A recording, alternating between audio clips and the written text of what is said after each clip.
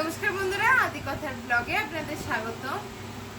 আজকে সোমবার আর এখন প্রায় সন্ধ্যে 7টা বাজতে চললো, 7:10। আর এখন আমি আদিকে খাওয়াচ্ছি। আজকে আপনাদের দেখাবো আদিকে খাওয়াতে ঠিক কতটা যুদ্ধ করতে হয়। বাবাই, ওই যে গুরুম মামা কিন্তু খাটের তলায়, ডাকবো? হ্যাঁ, দেখছে কিন্তু সবাই।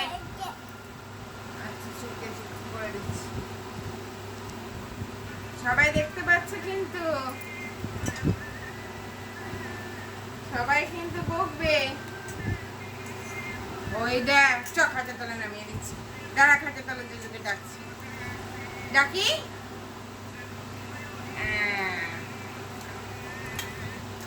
খাটের তলে অনেক বড় জুজু থাকে, দেখবে?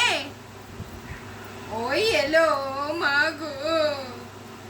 ঠিক এতটা কসরত করতে হয় ওকে খাওয়াতে। তো এখন তাও ভুতু জুজু বলে বলে একটু খায়। আগে তো খেতই না, আগে দেয়ালের কাছে চেপে ধরে তারপর তাকে খাওয়ানো হতো, এইভাবে চেপে ধরতে হতো, তবে এখন আগে খেত।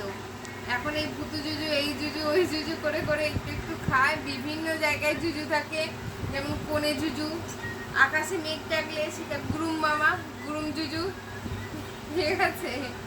ফোনে থাকে ভুতু জুজু। এই ফোনটাকে এরকম ভাবে নিয়ে নেবো,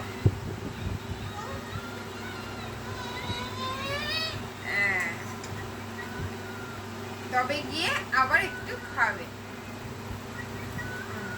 ভুতু জুজুকে ডাকবো? দাঁড়াও, ভুতু জুজুকে ডাকছি। তবে এখন আবার একটা নতুন অভ্যাস হয়েছে, সেটা একদিন আপনাদের সাথে শেয়ার করব। সেটা হচ্ছে, একটা ভুতু জুজু এরকম ভিডিও খুলতে গিয়ে দেখছি তাতে আবার একটা মিউজিকও আছে।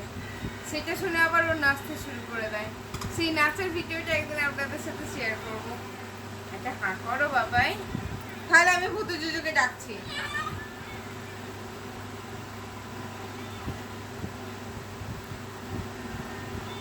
আপনাদের কাছে যদি কোনো সহজ টেকনিক জানা থাকে যে বাচ্চাকে খাওয়ানোর, তাহলে অবশ্যই আমাকে জানাবেন, আমার খুব হেল্প হয়। ছোটবেলা খাওয়া নিয়ে কিন্তু একদম দুষ্টুমি করতো না। যখন ও ফার্স্ট খেতে শিখলো, তখন ডাক্তার ওকে একটা রেকমেন্ড করেছিল ভিলাক রাইস। তো ওই ভিলাক রাইসটা যখন খাওয়াতাম, হয়তো খাওয়াতে খাওয়াতে ওর বাবার সাথে এভাবে ঘুরে কথা বলছি, ও রীতিমতো লাথি মারতো তাড়াতাড়ি করে খাওয়াবার জন্য।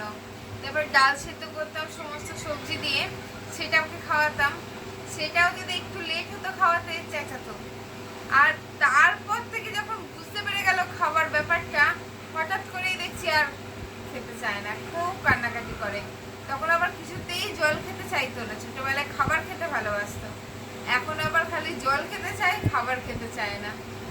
তো বন্ধুরা, আজকের আমার এই ছোট্ট এই ব্লগটা এখানেই আমি শেষ করছি। জাস্ট দেখাবার ছিল আদিকে খাওয়াতে ঠিক কতটা কসরত করতে হয়।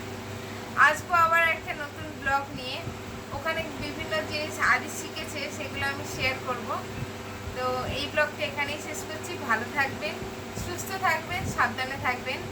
আর আমার এই যুদ্ধটা কেমন লাগলো সেটা অবশ্যই কিন্তু কমেন্ট করে জানাবেন।